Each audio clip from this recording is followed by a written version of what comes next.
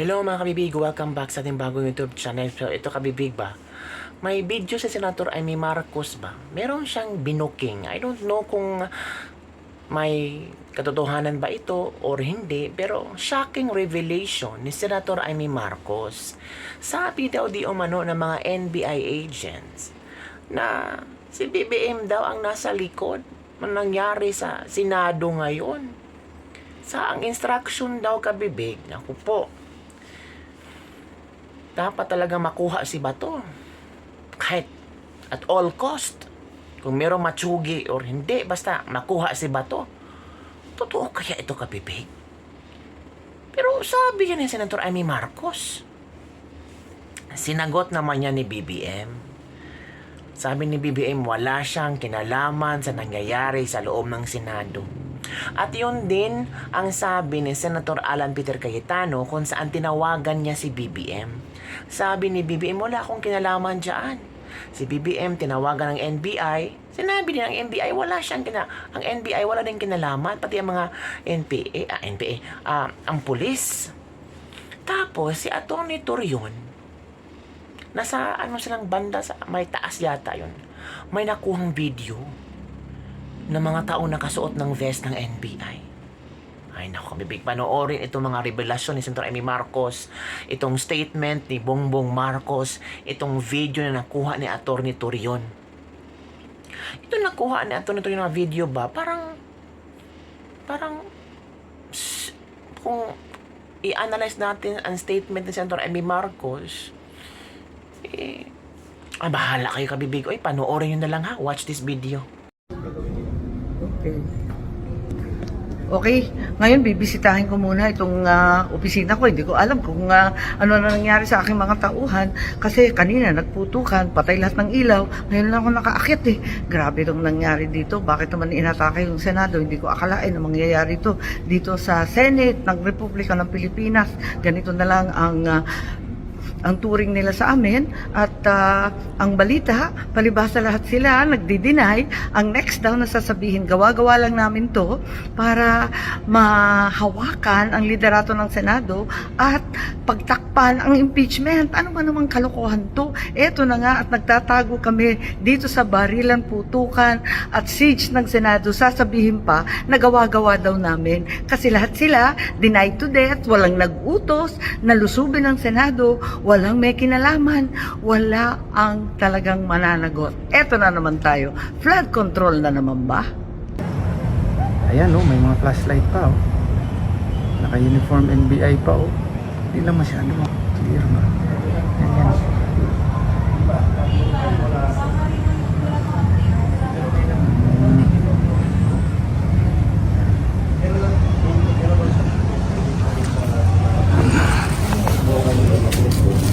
Try ko sa Instagram, kakashare ko lang dito. Magandang gabi po mga minamahal kong kababayan. Ako'y nais magbigay ng isang statement tungkol sa mga pangyayari sa Senado ngayong gabing ito. Noong 2 oras kalahati ko na minomonitor ang sitwasyon. At nung una kong nabalitaan na nagputukan, ay ang una kong tinawagan ay si Sec. John Vic Remulla ng DILG. At tinanong ko, magpa-report ka sa mga pulis na nandun na kung may nangyari, kung meron silang ginawa. At tapos ang sunod na tawag ko naman ay sa NBI. At tinanong ko sa mga NBI at kay Director Matibag, kayo ba ay pumasok sa Senado? Sabi niya, wala kang instruction. Ang sabi sa akin, wala kang instruction, sir. Kaya ba't namin gagawin yun? Kaya't masasabi ko sa ating mga kababayan, yung nakikita po ninyo na naka-uniforme sa loob, sa mga sa news, ang mga naka-uniforme dun, dalawang klase. Yung PNP, police, na naka-duty sa Senado. Naandun sila para bantayan ng Senado, para mag-crowd control, para mag-secure ang Senado. Yung isa pang may hawak na naka-uniforme ay yung Marines, may Marine Detachment na nandun talaga sa Senado, tiga dun sila. Ang trabaho din nila is secure ang Senado at magbigay ng yung nakikita ninyong honor guard. Yan lang ang sundalo o pulis na nasa loob, tiga doon ang nandun. Yung isa pang nakita ninyong grupo na kasibilyan at may hawak ng mga mahaba, mga usayon, yun naman sa Sergeant at Arms ng Senado. So lahat ng nakikita ninyong naka-uniforme o naka-armado ay nandun, ay tiga doon. Nandun sila talaga, doon sila nagjo-duty. At isa pa ay nais kong maibida sa inyong lahat, wala pong instruction kahit na kanino na hulihin si Senator Bato. At ang nangyari, ang NBI, sinabihan ko nung lumabas yung resolution ng Supreme Court, mga alas 4 yung kaninang hapon, ay sinabi ko, umalis na kayo dyan. Nag-comply naman sila. Kaya nung kausap ko si Director Matibag, sabi niya walang NBI doon, nandito lahat kami sa opisina. At ayun po, ay dahil kong mapaalam na sa lahat ng ating mga kababayan, itong pangyayari na ito, ay tayo maging kalma lang po. Nakausap ko na si Senate President Alan Cayetano at nag-agree kami. We agree that the thing to do now is to tell our people all to calm down. And we will get to the bottom of this. Alamin natin kung sino ang gumawa nitong gulo na ito. Ito ba ay talagang nagka-inkwentro lang? O ito ba ay may kasama sa mga distab? O nagsusimula ng gulo? Kailangan po natin malaman yan. Kaya mag-iimbestiga sabay ang Senado at saka ang PNP tungkol dito. Masasabi ko lang at para hindi po mag-alala ang taong bayan, hindi po gobyerno ang gumawa nito. Walang pumasok na tigalabas na sundalo, na militar, na NBI sa Senado. Hindi po natin alam kung sino yun na sumubok na pumasok at saka dahil doon ay nagkaputukan. Aalamin po natin. At kinukuha po natin, kinukulikta natin ngayon lahat ng ebidensya na nandiyan. Maraming salamat po. Kalma lang po. Asahan ninyo yung gobyerno po ninyo. Hindi gagawin ito. Okay, so si Senator Loren at si Senator Pia finally got in touch with the NBI director. So they're here, they're here in the room. We have to turn off the lights dahil may putukan na nangyayari.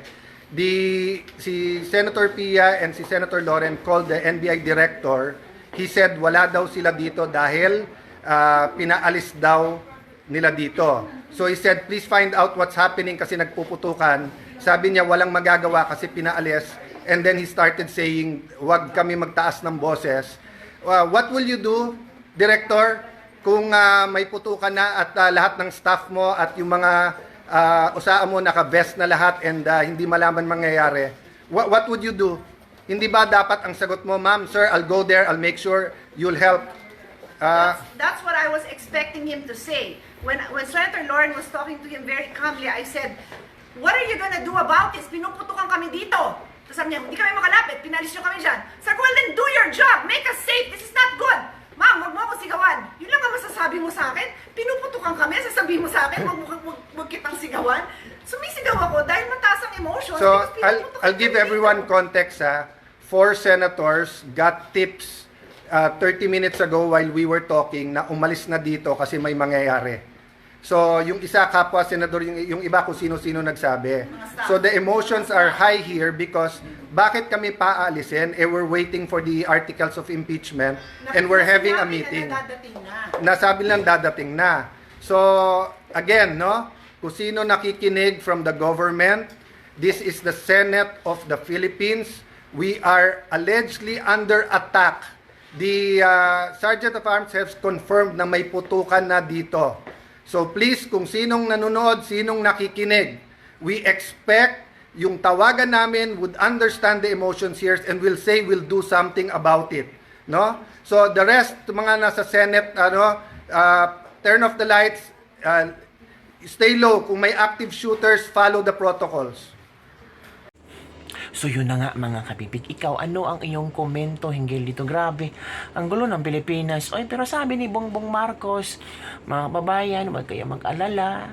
Nandito na ang presidente. Saan bang galing si BBM? Busy kasi ang ating presidente. Ay, di ba sabi palagi ni Auntie Claire na si BBM ay busy, nagtatrabaho.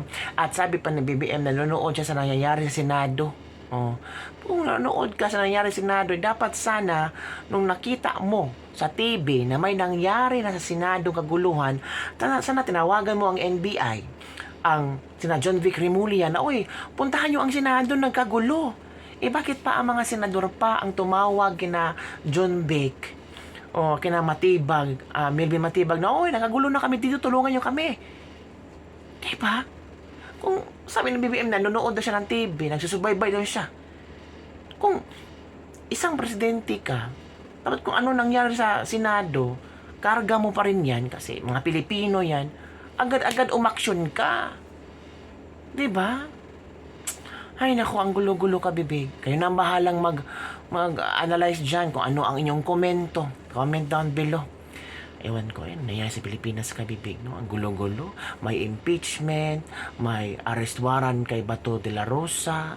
Buti na lang, sabi ng Korte Suprema na bibigyan ng ilang araw sumagot ang mga respondents. Tapos si Bato, tapos si John Vic nagpunta sa Senado kasi tinawagan ni Loren Regarda ba o ni Senator Alan Peter Cayetano na tulungan niyo naman kami dito o para pumunta si John Vic para i-secure ang mga ang Senado at ang mga senador. Doon pa sila umaksyon ng tumawag ang mga senador. Hindi ba sila naka-monitor? I'm sure naman trending to, pinag-usapan to. And ng panahon ng mga nagputok-putukan ng Senado, of course, dapat alerto. Diba? Pero bakit ang tagal dumating ng tulong? Diba? Ay nako, yun na kabibig. Comment down below.